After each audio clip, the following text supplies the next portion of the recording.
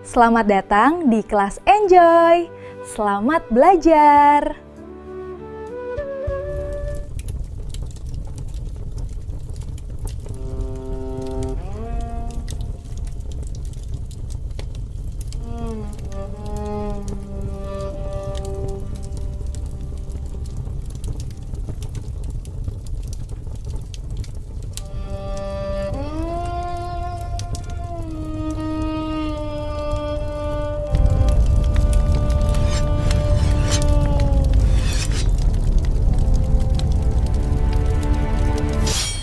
Oke, selamat datang semuanya. Hari ini kita bakal menyelami sebuah legenda yang luar biasa dahsyat dari Lombok. Ini adalah kisah tentang kehormatan, tragedi, dan perjuangan menebus segalanya. Ini dia, epos Datunik Giri Luhur. Nah, pegang kutipan ini baik-baik ya, karena inilah inti dari semua yang akan kita bahas. Sebuah prinsip tentang kehormatan yang bakal diuji habis-habisan lewat pertumpahan darah dan jadi penggerak utama dari seluruh cerita ini. Oke, kita mulai petualangan kita di sebuah kerajaan yang sangat unik di selatan Lombok. Tempat ini bukan sembarang kerajaan. Ini adalah kerajaan Suaka yang dibangun di atas pondasi belas kasihan. Ini dia yang bikin Saung Pengemur beda banget. Kerajaan ini tuh kayak pelabuhan terakhir bagi mereka yang terbuang dan terasing. Dipimpin oleh datu-datu bijaksana seperti tokoh utama kita, Datunik Giri Luhur, mereka ini bukan cuma penguasa, tapi benar-benar pelindung bagi kaum yang paling lemah. Tapi seperti yang bisa kita duga, kedamaian ini nggak berlangsung selamanya. Sebentar lagi, sebuah keputusan krusial akan membawa kerajaan ini ke ambang peperangan, memaksa mereka memilih antara keamanan dan kemanusiaan. Jadi ceritanya, datanglah serombongan orang yang dipimpin oleh Pelekok. Mereka ini benar-benar putus asa, lari dari kerajaan tetangga, Pejanggik, karena rajanya dikenal sangat kejam dan tiran. Mereka butuh tempat berlindung. Biar kebayang betapa gentingnya situasi mereka, lihat deh hukum di Pejanggik. Salah sedikit atau besar, nyawa taruhannya. Gak ada ruang untuk kesalahan sama sekali, makanya mereka kabur. Nah, disinilah ujian itu datang. Walaupun tahu risikonya bisa memicu perang, Raja Harya Sohor dan Kerajaan Saung Pengembur tetap memilih kemanusiaan. Mereka memberikan Suaka, sebuah pilihan yang sangat mulia tapi sayangnya akan dibayar dengan harga yang luar biasa mahal. Dan benar saja, keputusan mulia itu langsung memicu bencana. Yang lebih parah lagi, serangan itu datang di saat yang paling tidak terduga, saat kerajaan ini berada di titik terlemahnya. Ini ironis sekaligus tragis banget. Tepat saat sang pahlawan Datunik Giri Luhur sedang pergi ke laut untuk sebuah ritual suci di Selung Belanak, musuh melihat kesempatan emas. Jerobowo dan pasukannya siap menyerang. Invasi itu terjadi begitu cepat dan brutal. Dalam sekejap, kedamaian Saum hancur lebur. Darah tumpah di mana-mana, di bawah pimpinan Jerobowo yang terkenal ganas.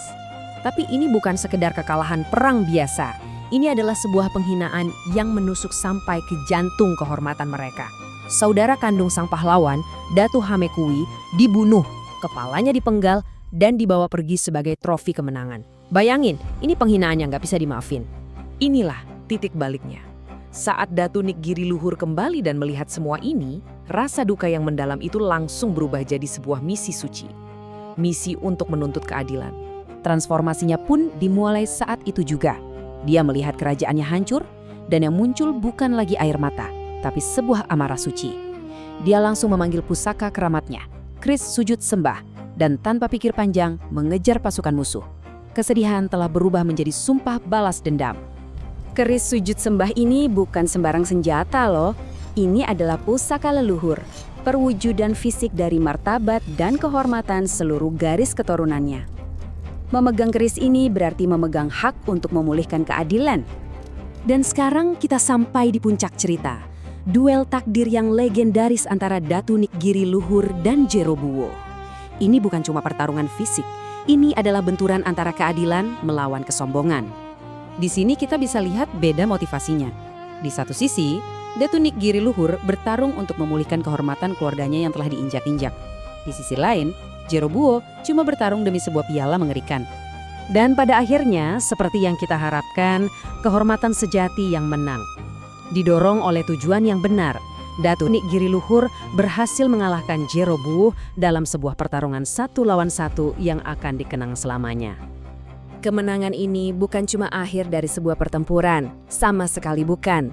Ini justru awal dari sebuah warisan abadi yang akan membentuk masa depan kerajaan dan rakyatnya turun-temurun. Dampak kemenangannya langsung terasa. Pertama, kepala Datu Hamekuwi berhasil direbut kembali untuk dimakamkan secara layak.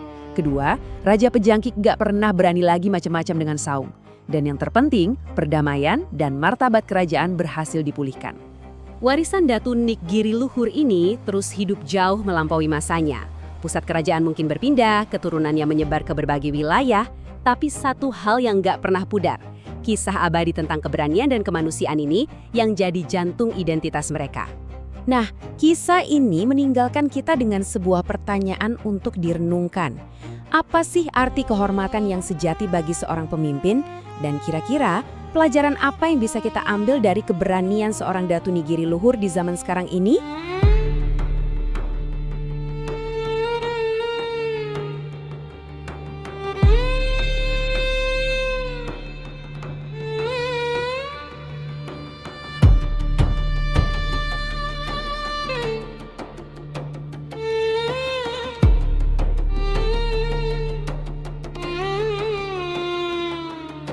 Di selatan pulau tempat matahari rebah, Saung berdiri menampung jiwa yang lelah.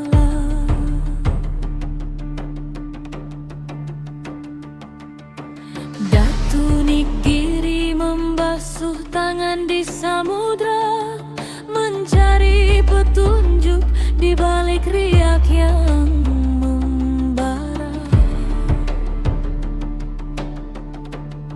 namun di balik awan, badai mulai menyapa. Kerajaan damai kini terancam celaka. Bukan tentang